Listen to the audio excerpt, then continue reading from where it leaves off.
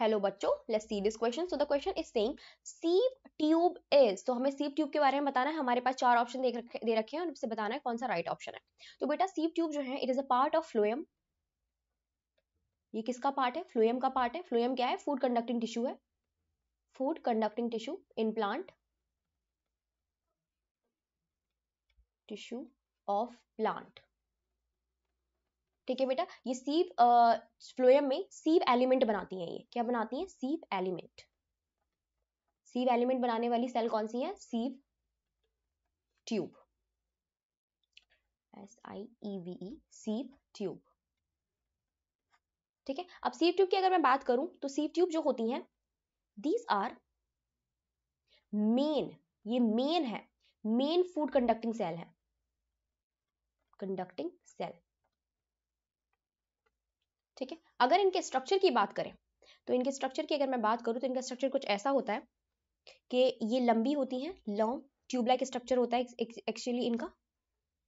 ठीक है. वेसल जैसी दिखती है, ये ट्यूब लाइक स्ट्रक्चर है. ठीक.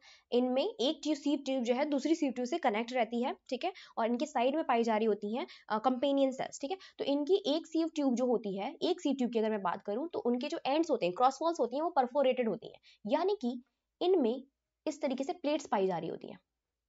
इनमें मिडिल एंड पेरीफेरी पे साइटोप्लाज्म पाया जाता है. Nucleus are is the absent in these cells. Nucleus जो है वो एब्सेंट होता है इनमें. तो this is cytoplasm which is present and this is क्या है? ये सीव प्लेट है. Sieve plate. This is sieve plate. ठीक है. इनमें साइड से लगी हुई क्या पाई जा रही होती है? कंपेनियन सेल्स लगी हुई पाई जा रही होती है यहाँ साइड से. So these are the companion sales.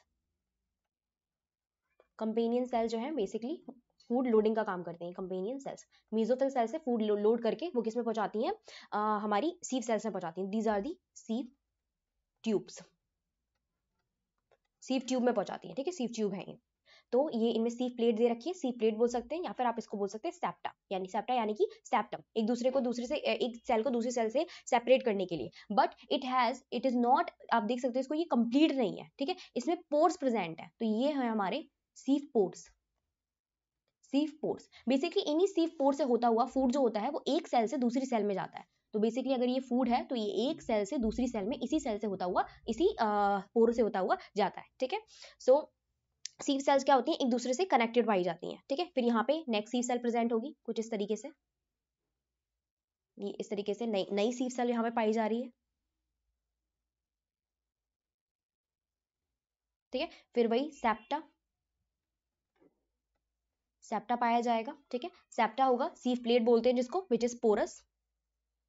ठीक है. ये कंपेनियन सेल, ये नेक्स्ट हमारी सीव सेल हो गई, सीव ट्यूब सेल हो गई. ठीक है. Now let's see. First option is saying multi cellular vessel like structure. तो it is absolutely right. Multi cellular होती हैं, काफी सेल से मिलकर बनी हुई होती हैं. वेसल लाइक स्ट्रक्चर होता है, वेसल जैसा शेप होता है इनकी स्ट्रक्चर का.